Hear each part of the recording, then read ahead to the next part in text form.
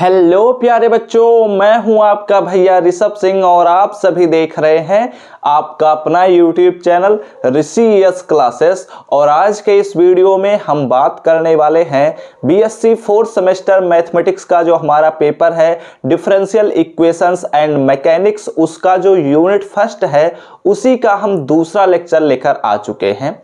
अपने पहले वाले लेक्चर में हम लोगों ने यह बात कर लिया था कि second order linear differential equation क्या होता है, इसमें हम इसके सॉल्यूशंस को कैसे करेंगे, उसके लिए हमने अपने पहले मेथड के वर्किंग रूल पर बात कर लिया था, जिसमें हमारा पहले मेथड का नाम था वन नोन इंटीग्रल मेथड। और उसी के बेस पर हम इस वीडियो में उसके एग्जाम्पल्स पर बात करेंगे, यानी कि क्वेश्चंस को हम पढ़ने वाले हैं। तो चलिए अपने इस वीडियो की शुरुआत करते हैं। लेकिन अगर आप सब इस चैनल पर पहली बार आए होंगे तो सब्सक्राइब करने के साथ बेल आइकन को ऑल पर सेलेक्ट कर लीजिएगा, जिससे हमारे अगले लेक्चर्स के नोटिफिकेशन आपके पास सबसे पहले पहुंचे।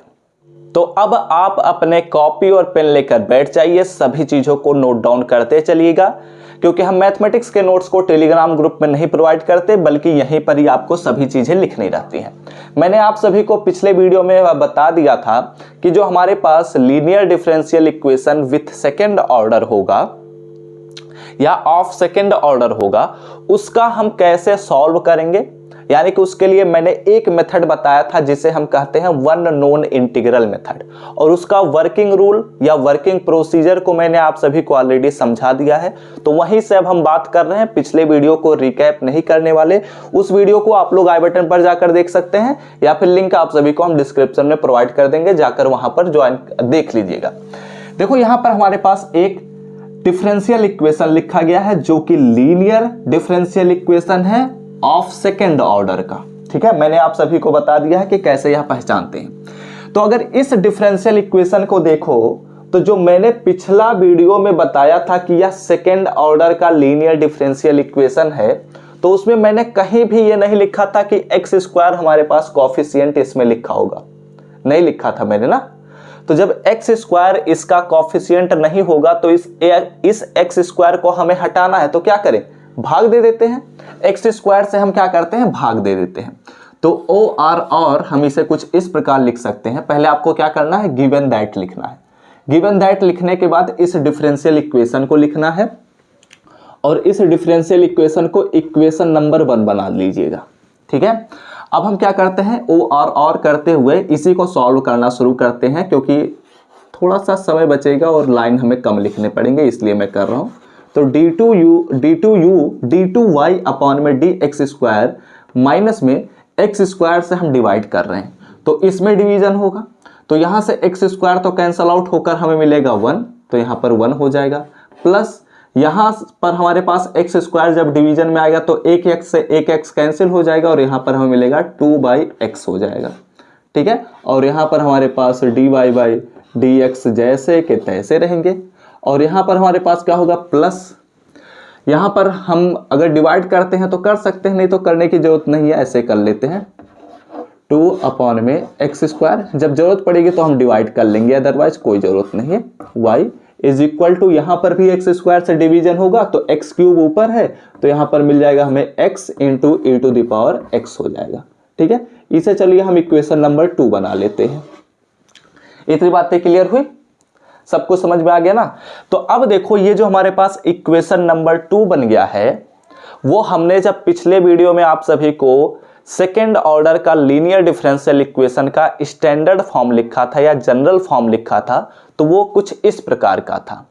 फिर मैंने कहा था कि अगर इसे वन नॉन इंटीग्रल मेथड की सहायता से सॉल्व करना है तो आपको p का वैल्यू, q का वैल्यू और r का वैल्यू हमें फाइंड आउट करना है, या फिर हमारे पास इस डिफरेंशियल इक्वेशन में जो लिखा गया है उसी को ही हमें लिखना है। तो यहां पर हम बता सकते हैं, कैसे बता सकते हैं, कंपेयर करते हुए। P यहां पर होता है, Q यहां का कॉफिशिएंट होता है और R यहां पर होता है। ठीक है, तो अगर हम बात करते हैं तो P का वैल्यू जो हमारे पास होगा, कैपिटल P का हमारे पास वैल्यू होगा -1 + 2/x हो जाएगा। ठीक है, अगर हम Q का वैल्यू कैलकुलेट करते हैं या फिर Q फंक्शन को अगर हम निकालते हैं तो हमारे पास क्या होगा, x + 2 अपॉन में x स्क्वायर हो जाएगा। अगर हम r का वैल्यू फाइंड आउट करते हैं तो यहाँ पर हमारे पास हो जाएगा x into e to the power x। ठीक है, तो अभी हमने पहले स्टेप पर अपना काम शुरू कर दिया। अब हमारा दूसरा काम क्या है कि हमारे पास जो पांचों इक्वेशन मैंने लिखा था या पांचों इन्वेस्टिगेशन मैंने लिखा था जिसके अकॉर्डिंग हम u फंक्शन का वैल्यू पता कर सकते हैं, उसकी तरफ अब हम प्रोसीजर करने वाले हैं। तो यानी कि हमारे पास जो पहला ऑप्शन था कि यहाँ पर हम रफ वर्क करना शुरू करेंगे। हमने पहले देखा था कि अगर 1 plus p plus q is equal to 0 होगा तब इस सिचुएशन में हमारा u एक फंक्शन होगा जो e to the power x होगा। ठीक है, ये बात हम जानते हैं। तो 1 प्लस पी प्लस क्यू हम करते हैं, तो अगर हम 1 को 1 रखते हैं प्लस p का वैल्यू हमारे पास होगा माइनस है ना, तो यहाँ पर हमारे पास माइनस हो जाएगा। तो 1 माइनस और इस माइनस से मल्टीप्लाई भी कर देते हैं, तो यहाँ पर हो जाएगा -1 और -2/x हो जाएगा हमारे पास। ठीक है, प्लस q का वैल्यू हमारे पास, चलो डिवीजन कर देते हैं, x 1/x हो जाएगा और यहाँ पर 2/x² हो जाएगा प्लस 2/x²। तो क्या यह 0 के बराबर आएगा? नहीं आएगा, क्योंकि ये तो हमारे पास कैंसल आउट होगा ही नहीं, तो ये 0 के बराबर नहीं हो सकता। यानी कि ये हमारे पास पहला कंडीशन अनसेटिस्फाई या सेटिस्फाई नहीं हुआ। दूसरा अब हम चेक करते हैं, 1 minus p plus q is equal to 0 हम करते हैं। तो इस सिचुएशन में अगर ऐसा होता है तो हमें e to the power -x हमारा u का वैल्यू लेना पड़ेगा। तो रखते हैं, तो यहाँ पर भी नहीं होगा क्योंकि ये 2/x² तो हमें फिर से मिल जाएगा, तो ये हमारा काम नहीं हो पाएगा। ठीक है, तो ये भी हमारे पास सेटिस्फाई नहीं कर पाएगा। अगर आप चाहें तो रखकर चेक भी कर सकते हैं। फिर उसके बाद हमारा काम ये था कि p plus q x is equal to अगर 0 हो जाए तो इस सिचुएशन में u इज इक्वल टू हमें x लेना है। ठीक है, यही तो हमने लिखवाया था। आप सभी लोग अगर कॉपी में नोट डाउन किए हैं तो चेक कर सकते हैं। तो p का वैल्यू हमारे पास है, यहां पर देखते हैं हमारे पास जो p का वैल्यू है वो कितना है, माइनस और 1 -2/x हो जाएगा हमारे पास। ठीक है, यही तो होगा। और प्लस q का वैल्यू हमारे पास है x प्लस 2/x² और यहाँ पर एक x है तो x से x कैंसल आउट हो जाएगा और यहाँ पर हमारे पास मिलेगा 1 और यहाँ पर हमें मिलेगा प्लस 2x मिलेगा। ठीक है, अब अगर ध्यान से देखो तो -1 से +1 कैंसिल हो गया, -2/x से +2/x कैंसिल हो गया और यह 0 के बराबर हो गया। यानी कि हमें u is equal to x हमारे पास एक इंटीग्रल पता चल गया है। ठीक है, इस मेथड की सहायता से ही हम अगला स्टेप लिखने वाले हैं। जब तक हम ये नहीं पता कर सकते तब तक हम अगले स्टेप पर नहीं बढ़ सकते। मैं आप सभी को ऑलरेडी यह बात बता चुका हूं। ठीक है, तो अब हम क्या करेंगे, हम क्या करने वाले हैं, नाउ हम डायरेक्ट अब लिखेंगे कि p प्लस क्यू एक्स का वैल्यू हम फाइंड आउट करने वाले हैं। तो p का वैल्यू हमारे पास है -1 और p का वैल्यू हमारे पास है -1/में -2x और qx का वैल्यू अगर हम रखेंगे तो +1 प्लस 2/x हो जाएगा और ये वैल्यू हमें मिल जा रही है 0। तो p plus q x is equal to हमें 0 मिल रहा है। देन इसका मतलब क्या हुआ, इसका मतलब ये हुआ कि हमें take u is equal to x, हमें यह लेना पड़ेगा अपनी तरफ से। ठीक है, ये बात मैं आप सभी को ऑलरेडी बता चुका हूं। और एक बात ध्यान में रखिएगा, हो सकता है अभी आपको ये समझने में दिक्कत होने लग जा रही होगी, ऐसे बालों को खुजला रहे होंगे कि सर जी क्या पढ़ा रहे हैं। तो देखो, एक बात ध्यान से सुन लेना, धीरे धीरे करके पहले पढ़ना शुरू करो, एक एक करके चीज़ों को समझो। अगर फिर भी नहीं समझ में आता है तो फिर से दोबारा वीडियो देख लो। लेकिन जब एक दो बार नई नई चीज़ें जब मिलती हैं ना तो प्रॉब्लम होती हैं, लेकिन जब वही पुरानी हो जाती हैं, वही प्रैक्टिस में आ जाती हैं तो लगता है अरे यार ये तो मेरे लबड़े हाथ का खेल है, ये तो मेरे बाएं हाथ का खेल है। ऐसे ऐसे कहते नहीं है गाँव में बच्चे। तो वही चीज़ें मैंने यहाँ पर मैं समझाना चाह रहा हूँ कि परेशान मत होइए, धीरे धीरे करके चीज़ों को समझिए। इसलिए हम क्या करेंगे, द कंप्लीट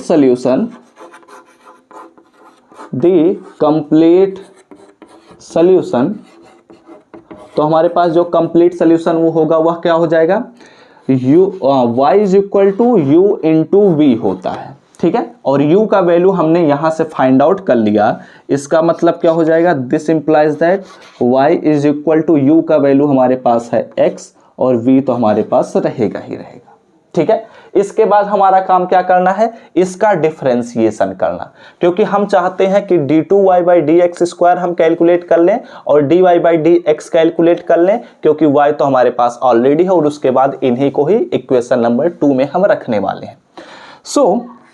इसलिए हम क्या करने वाले हैं, इसका डिफरेंशिएशन।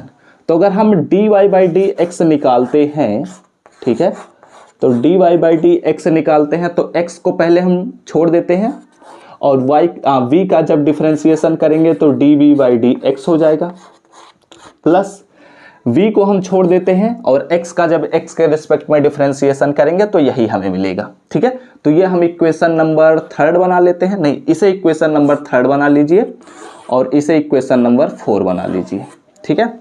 अब क्या करिए, एंड, और हमारा अगला काम ये है कि हम d2y by d x square निकाल लें। तो d2y by d x square निकालेंगे, यानी कि इसका फिर से हमें डिफरेंशिएशन करना है। तो x तो हमारे पास वैसे ही रह जाएगा, इसका जो हम करेंगे तो यहाँ पर हमें मिल जाएगा d2v अपॉन में डी एक्स स्क्वायर, ठीक है।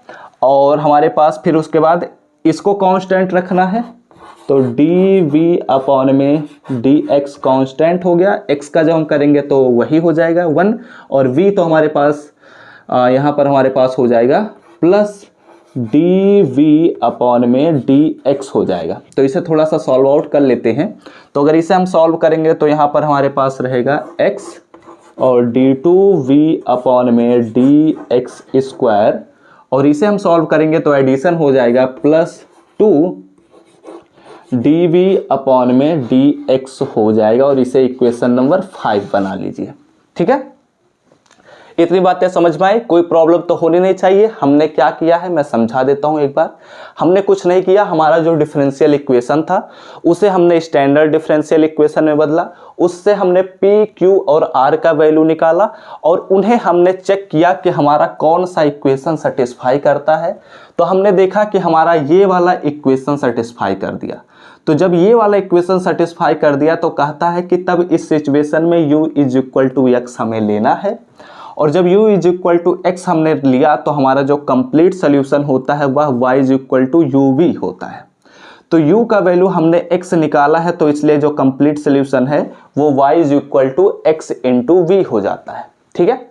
उसके बाद हमने क्या किया, चूंकि हमें y का वैल्यू पता चल गया है तो हम dy बाई डी एक्स और dy बाई डी एक्स का वैल्यू कैलकुलेट करना चाहते हैं। तो इसलिए हमने क्या किया, इसका first time derivative second time derivative हमने निकाल लिया, ठीक है। तो इतनी चीजों का पहले स्क्रीनशॉट लीजिए, क्योंकि अब इसे हमें इरेज करना पड़ेगा और इस स्टेप पर हमें बढ़ना पड़ेगा अगले स्टेप पर। तो स्क्रीनशॉट लीजिए, फिर अगले स्टेप पर हम बढ़ते हैं। तो स्क्रीनशॉट ले चुके होंगे, तो अब अगले स्टेप पर बढ़ते हैं। मैंने काम भर की ही चीजों को इरेज किया है, क्योंकि अभी मैं आप सबको समझाना चाहता हूं। यहां पर देखो, अब आप लोग यह बात तो समझ चुके हैं कि हमने इक्वेशन 2, इक्वेशन 4 और इक्वेशन 5 को हमने बना लिया है, और एक और इक्वेशन हमने अभी बनाया था y is equal to x v या वी एक्स हमने बनाया था। तो अब इन्हीं तीनों इक्वेशन का हम उपयोग करने वाले हैं इस इक्वेशन में, ठीक है। तो एक एक करके समझिए मैं क्या करना चाहता हूं। पुटिंग इक्वेशन या फिर पुटिंग द वैल्यू ऑफ ऐसे लिख लेते हैं, the value of y dy upon में dx एंड हमारे पास है d2y अपॉन में dx स्क्वायर। इनके वैल्यूज को हम इस इक्वेशन में रखने वाले हैं इन 2। तो इसे हमने इक्वेशन नंबर 2 बनाया था, ठीक है। इक्वेशन नंबर 2 में भी रख सकते हैं, इक्वेशन नंबर 1 में भी रख सकते हैं, कोई भी प्रॉब्लम की बात नहीं है, ठीक है। रखते हैं। अगर हम रखेंगे तो dy by d x square का वैल्यू हमने यहाँ पर फाइंड आउट किया है, हमारे पास मिलेगा इज इक्वल टू, हमारे पास मिलेगा x और हमारे पास है d2v अपॉन में dx स्क्वायर, ठीक है। और यहाँ पर हमें मिलेगा dx² है प्लस हमारे पास है 2 dv अपॉन में dx हो जाएगा। और यहाँ पर ध्यान से देखो तो हमारे पास है माइनस और 1 प्लस 2/x हमारे पास रहेगा ही रहेगा। dy/dx का वैल्यू हमने फाइंड आउट किया है x इंटू dv अपॉन में dx और प्लस में हमें मिल रहा है v, ठीक है। और यहाँ पर हमें मिल रहा है प्लस x प्लस 2 ऐसे कर लेते हैं 1 अपॉन में x और यहाँ पर हमें मिल जाएगा 2 अपॉन में x²। और y का वैल्यू जो हमारे पास है, एक काम करते हैं इसे ऐसे ही रख लेते हैं, कोई दिक्कत नहीं है। यहाँ पर हमारे पास है x प्लस 2 अपॉन में x² और y का वैल्यू हमें पता है क्या है x इंटू v, ठीक है, इज इक्वल टू हमें क्या मिलेगा x इंटू e⁻x, ये हमें मिल रहा है, ठीक है। हमने इक्वेशन 2 में इतनी चीज़ों को रख दिया, कोई प्रॉब्लम होनी नहीं चाहिए। और एक बात का ख्याल रखिएगा, बहुत बार यहीं पर गलती हो जाती है और उसके बाद प्रॉब्लम ही प्रॉब्लम क्रिएट हो जाती है। तो इसलिए इसे एक बार आप लोग हमेशा जब लिख लीजिएगा तो चेक भी कर लीजिएगा कि आप लोगों ने सही लिखा है या नहीं, ठीक है। तो अब अगले स्टेप पर हम बढ़ते हैं। यहाँ पर हमारे पास है dv अपॉन में dx। अगले स्टेप पर बढ़ते हैं, इसे थोड़ा सा सिंप्लीफाई कर लेते हैं। यहाँ पर देखो एक x से हमारे पास एक x कैंसल आउट हो जा रहा है और कहीं से कुछ कैंसल आउट होने के आसार दिख रहे हैं या नहीं, फिलहाल तो दिख नहीं रहे हैं। तो सॉल्व करते हैं इसे थोड़ा सा। यहाँ पर हमारे पास है x d2v अपॉन में d2v अपॉन में dx², ठीक है। और यहाँ पर हमें मिल रहा है प्लस 2 dv अपॉन में dx, वैसे ही रहने देते हैं, खोल देते हैं इसे। तो अगर ओपन करेंगे तो यहाँ पर हमारे पास 1 से मल्टीप्लाई होगा तो यहाँ पर हो जाएगा x dv अपॉन में dx और फिर उसका इसमें भी मल्टीप्लाई होगा तो माइनस में v हो जाएगा और फिर इसका इसमें मल्टीप्लाई होगा तो हमें मिलेगा 2 और x से x कैंसल आउट हो जाएगा तो यहाँ पर हमें मिलेगा माइनस प्लस माइनस, ठीक है। तो यहाँ पर हमें भी मिल जाएगा माइनस में, माइनस हमें मिलेगा 2 dv अपॉन में dx हो जाएगा और जब इसका मल्टीप्लाई करेंगे तो माइनस तो रहेगा ही रहेगा और 2v अपॉन में x हो जाएगा, ठीक है। कोई प्रॉब्लम तो होनी नहीं चाहिए, हमने सिंपलीफाई बस किया और कुछ हमने काम नहीं किया है। तो यहाँ पर हमें क्या मिलेगा प्लस x से एक x कैंसल आउट होने के बाद यहाँ पर 1 बचेगा, v से मल्टीप्लाई कर देंगे तो v हो जाएगा। यहाँ पर हमें क्या मिलेगा, यहाँ पर हमें मिल रहा है 2/x, तो 2/x का जब मल्टीप्लाई करेंगे तो 2v/x हमें मिल जाएगा is equal to x into e⁻x हो जाएगा, ठीक है। देखते हैं क्या कुछ कैंसल आउट होने के चांसेस हैं या नहीं हैं। तो अगर ध्यान से देखो तो ये और ये कैंसल आउट हो जा रहे हैं, तो ये हमने कैंसल आउट कर दिया। और क्या कैंसल आउट हो सकते हैं, माइनस b जो है वो प्लस b से कैंसल आउट हो रहा है और कुछ कैंसल आउट हो रहा है, हाँ 2vx जो हमारे पास है वह 2vx से कैंसल आउट हो रहा है और कुछ कैंसल आउट होने के चांसेस हैं या नहीं हैं, फिलहाल दिख नहीं रहे, ठीक है। तो जब दिख नहीं रहे हैं तो जो बचे हुए हैं उन्हें लिख लीजिएगा, दिस इंप्लाइज दैट, ठीक है। तो दिस इंप्लाइज दैट हमारे पास क्या मिलेगा, यहाँ से ये दो ही टर्म हमें मिल रहे हैं ना और सब तो कैंसल आउट हो गए हैं। तो क्या करते हैं x को कॉमन ले लेते हैं। तो जब हम x को कॉमन लेंगे तो यहाँ पर हमें क्या मिलेगा, यहाँ हमें मिलेगा d2v अपॉन में dx² और यहाँ पर हमें क्या मिल रहा है माइनस dv अपॉन में dx मिलेगा और इक्वल टू हमारे पास जो राइट हैंड साइड है वो तो रहेगा ही x इंटू e⁻x। अब हमें मिलेगा d2v अपॉन में dx² और माइनस में dv अपॉन में dx और यहाँ पर हमें मिल जाएगा इज इक्वल टू e⁻x, ठीक है। इतनी बातें क्लियर हो रही हैं। अब यहाँ पर हम क्या करते हैं, अगर ध्यान से देखो, ठीक है, इतनी बातें तो समझ में आई ना, हमने बस कुछ नहीं किया, हमने वैल्यूज को रखा है, सिंप्लीफाई करना शुरू कर दिया है। तो जब हम यहाँ तक पहुँच रहे हैं तो अगर ध्यान से देखो तो मैं इन चीज़ों को पहले इरेज कर देता हूँ नीचे जो लिखी हुई हैं, क्योंकि अब इनका काम हमारे पास है नहीं। तो अब अगले स्टेप पर ध्यान से देखो हम क्या करने वाले हैं। अगला स्टेप में हम क्या करते हैं, टेक। थोड़ा सा अब हम सिंप्लीफाई करने के लिए ऐसे कुछ चीज़ों को करेंगे, हर बार करेंगे।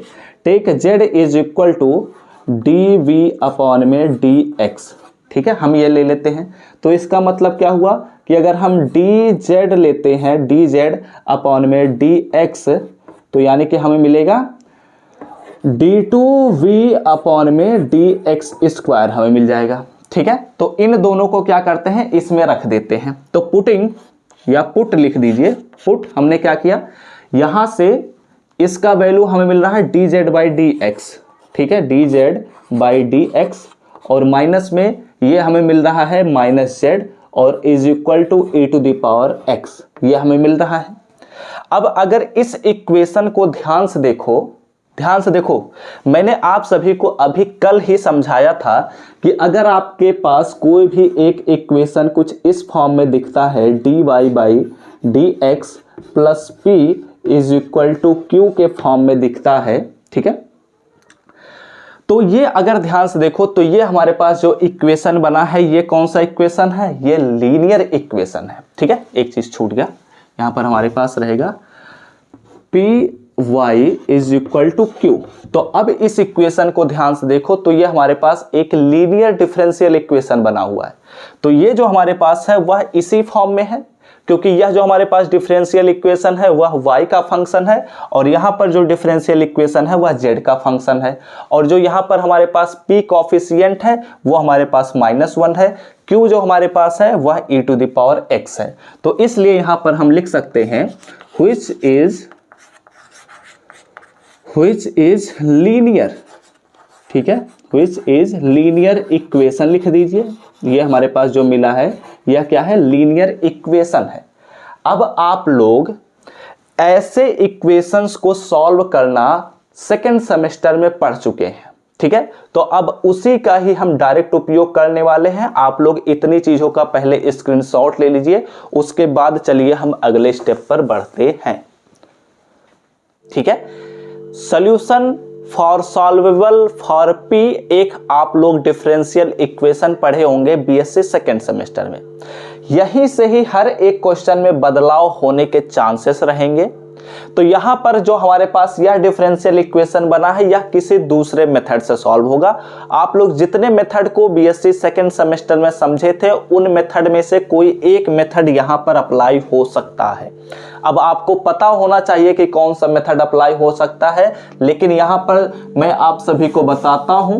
तो यहां पर देखो, एक चीज तो आप लोग को यह समझ में आ चुकी है कि यहां पर जो हमारे पास स्मॉल p होगा, ठीक है, इस इक्वेशन में अगर ध्यान से देखो तो स्मॉल p का वैल्यू हमें -1 मिल रहा है, और स्मॉल q जो हमारे पास होगा वो मिल रहा है e to the power x, ठीक है, क्या मिल रहा है, e to the power x हमें मिल रहा है। तो अब हम क्या करते हैं, जो आप लोग सेकेंड सेमेस्टर में पढ़े थे उसी का अब हम यहां पर उपयोग करने वाले हैं। देन इंटीग्रेटिंग फैक्टर यानी कि IF जो हमारे पास होता है वो यहां पर क्या होगा, e to the power integration p dx होगा, ठीक है, स्मॉल p है, e to the power integration p dx होगा। तो यहां पर इज इक्वल टू e हमारे पास रहेगा ही, p का वैल्यू -1 है तो यहां पर माइनस बाहर हो गया, इंटीग्रेशन dx हो जाएगा, ठीक है।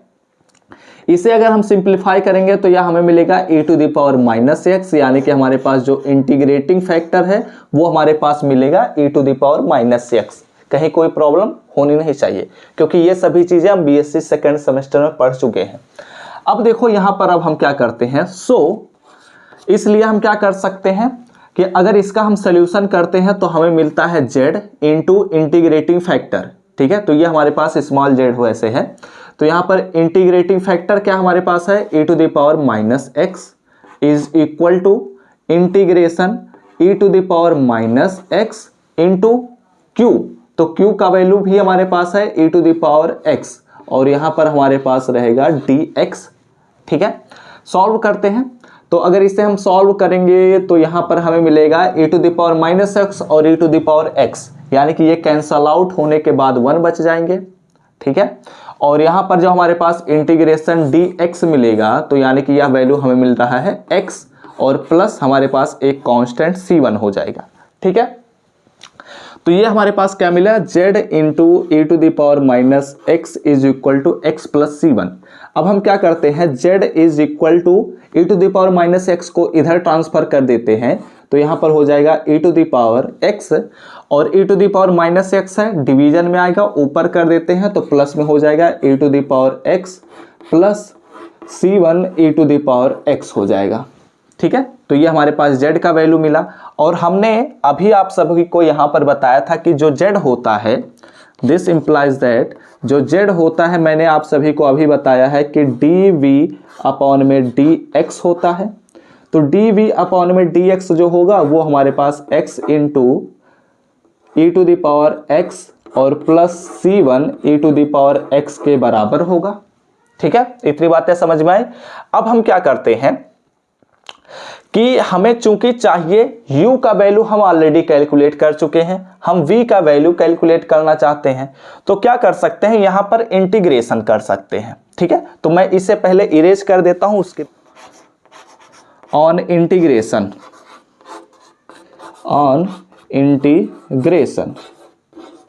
अब अगर हम इंटीग्रेशन करते हैं तो यहां पर इंटीग्रेशन हमारे पास होगा dv अपॉन में dx इज इक्वल टू हमारे पास होगा integration in x into e to the power x और यहाँ पर हो जाएगा dx के रिस्पेक्ट में ही करेंगे ना, यहाँ पर भी dx के रिस्पेक्ट में है। ठीक है, थोड़ा सा मैं इसे इरेज कर दूँ, यहाँ पर लिख दो dx इज इक्वल टू, और यहाँ पर हमारे पास रहेगा plus integration C1 e to the power x dx। ठीक है, सॉल्व करते हैं। तो कैसे सॉल्व कर सकते हैं, ध्यान दीजिएगा, एक एक करके चीज़ों को समझिए। अगर इसे हम इंटीग्रेट करते हैं, वैसे इंटीग्रेशन तो आप लोग पढ़ चुके हैं तो मैं डायरेक्ट बता देता हूं। फर्स्ट फंक्शन इसे बना लीजिएगा, सेकंड फंक्शन इसे बना लीजिएगा, उसके बाद आप लोग सॉल्व करेंगे। तो यहाँ पर इसमें जब हम इंटीग्रेशन कर रहे हैं तो एक और कांस्टेंट हमारे पास इंट्रोड्यूस हो जाएगा जिसे हम C2 कहेंगे। अब देखो यहाँ पर हमने v का भी वैल्यू फाइंड आउट कर लिया, हमने u का भी वैल्यू ऑलरेडी फाइंड आउट कर लिया है। तो u का वैल्यू और v का वैल्यू अगर हमने ऑलरेडी फाइंड आउट कर लिया तो अब हमें क्या करना है, कंप्लीट सॉल्यूशन पर बात करना है। तो यहां पर हमारा जो अगला काम होगा, नाउ हमारा अगला काम यह है द कंप्लीट सॉल्यूशन।